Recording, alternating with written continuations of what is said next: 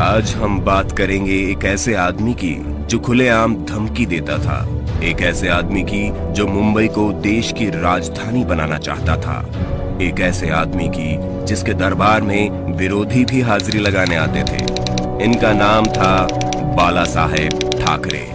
लेकिन बाल ठाकरे का बचपन का नाम बाल केशव ठाकरे था, जो समय के साथ साथ बाला साहेब ठाकरे बन गया।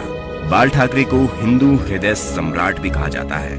इनका बिना देखे भाषण देना लोगों को इतना भाता था कि इनका भाषण सुनने लाखों की भीड़ जमा हुआ करती थी। बाल ठाकरे एक मशहूर क्रांतिकारी कार्टूनिस्ट थे। 1950 के दशक में टाइम्स ऑफ इंडिया के संडे एडिशन में इनके ही कार्टून छपा करते थे।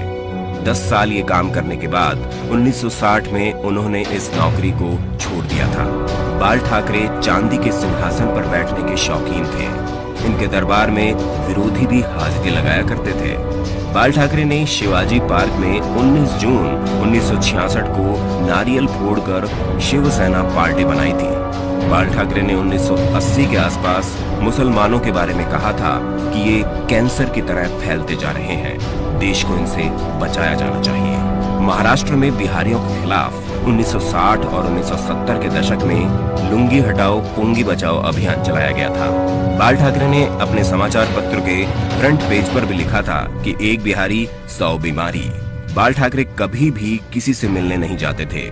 जिसको उनसे मिलना होता था वो खुद उनके घर आता था। भारत की बड़ी बड़ी हस्तियां बियर पीने और उनसे मिलने उनके घर आती थी। बाल ठाकरे अपने भाषणों में हिटलर और श्रीलंका के आतंकी संगठन लिट्टे की खूब तारीफ किया करते थे। बाल ठाकरे ने अपनी मौत से 2 महीने पहले कहा था कि आर्मी मेरे हवाले कर दो, मैं देश को 1 महीने में ठीक कर दूंगा। बाल ठाकरे को सिगार, व्हाइट वाइन इत्यादि पीने का शौक था।